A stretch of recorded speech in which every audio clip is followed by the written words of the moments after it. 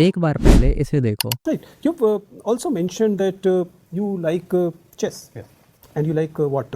Rapid chess. Yes. Okay, let's play e4. Sir, I will go with then d4. What? nc3. Oh, I will go with the e5. e5. nc3. Sir, bishop f4. Bishop f4. अब आपके साथ भी future में कभी ऐसा ना हो, इसलिए मैंने इस टॉपिक पर काफ़ी रिसर्च करी है और मैंने इस वीडियो में 5 पॉइंट्स को ब्रेक डाउन किया है जिससे आप भी कुछ ऐसा कर पाओगे। I can also trade and take, and if takes, I take. If takes, queen e2, queen h4, g3, knight g3, check, c6, queen b7, knight h1, king there. I mean board को अपने mind में visualise करके पूरा game खेल पाओगे। So starting with point number 1, memorize all the squares on the board. As we know कि एक chess board में 64 स्क्वायर्स होते हैं, तो we have to memorize all the squares correctly. Chess में हर एक स्क्वायर का एक पर्टिकुलर नाम होता है।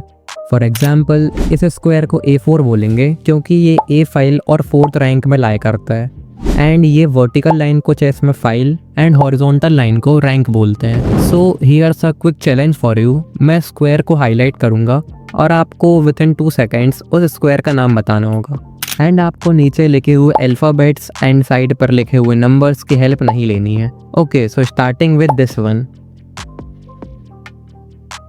ये है E4।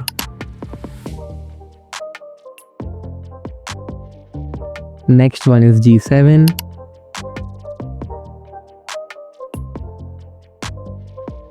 ये है A5 and this is H1. So you must know all the square names by just looking at them. Now the second tip is to learn piece movements. जब आप सारे स्क्वायर्स के नेम एक्यूरेटली याद कर लोगे, then उसके बाद you need to learn piece movements.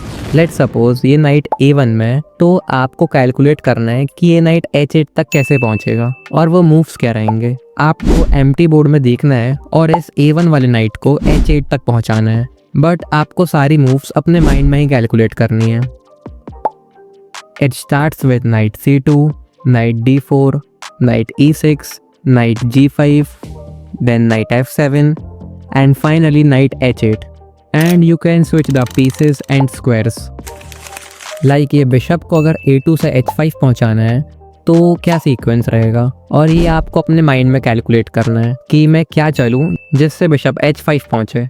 We will start with bishop f7, then bishop h5, and आपको पीसेस और स्क्वायर शफल करके डिफ़िकल्टी इंक्रीज करते जाना है। Like pick any random piece and random square. Like मैं knight H3 to A4 pick कर रहा हूँ। Now how can I move my knight from H3 to A4?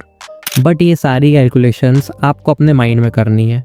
अब आप सारे square names and pieces movement समझ चुके हैं, तो it's time for our third point, and that is solve tactics. Here from tactics I mean solve mate in 2 puzzles. But the twist is कि आपको एक बार पोजीशन को अच्छे से देख लेना है, देन उसको आंख बंद करके अपने माइंड में सॉल्व करना है। I'll suggest you to start with very minimum pieces, then gradually आप number of pieces को increase कर सकते हो। For example ये पोजीशन को अपने माइंड में इमेजिन करो, फिर मेट इन 2 करने का ट्राई करो।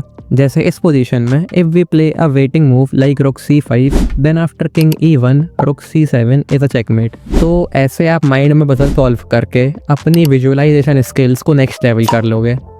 एंड इफ़ यू आस्क कि मैं ये पजल्स कहाँ से ढूंढूं, तो सिंपली गूगल में आकर सर्च करो चेस पजल्स मेट इन 2, और यहाँ बहुत सारी वेबसाइट्स में से कोई एक चूज़ करके आप प्रैक्टिस कर सकते हो। And you have to increase the level of your tactics gradually, and बाद में आप mate in 3 and normal tactics को सॉल्व करके अपनी विजुअलाइजेशन स्किल्स और भी अच्छी कर सकते हो।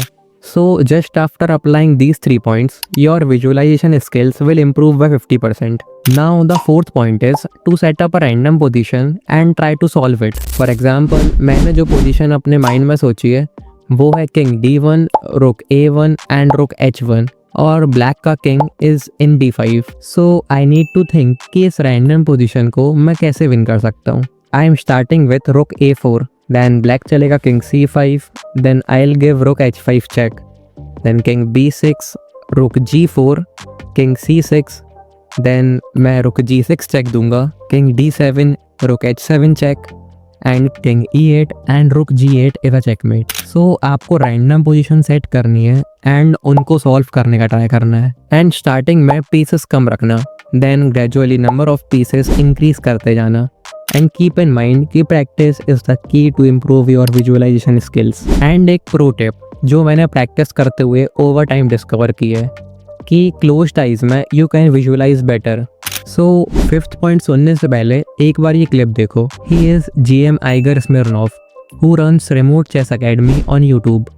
Yeah, by the way, don't get discouraged if it feels a little bit hard at first, because every new training is hard at the beginning.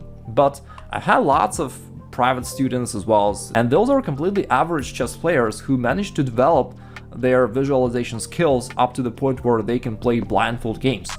You know, I had one student of mine tell me the story how he challenged a friend of him somewhere, in a cafe, and played a blindfold game completely, and his friends were blown away. They thought that he's a genius, but in fact it's a skill that you can develop if you just put a little bit of an effort into it. So as you listen कि ये एक skill है और इसे learn करने के लिए you need a lot of practice with consistency. Our fifth point is practice short opening sequences. Yes, आपको opening lines को learn करना पड़ेगा and I'll suggest you to start with common ones like Italian, क्योंकि ये one of the most popular opening है जिसमें you have to learn few moves like E4, E5, Knight F3, Knight C6, Bishop C4, Bishop C5, and then you can play C3 or Castle and continue your game further. So just like Italian, you need to learn few more openings just in this way. So we have just completed our fifth point. Alright, और अगर यहाँ तक आ गए हो तो comment कर देना visualization is easy. Bye.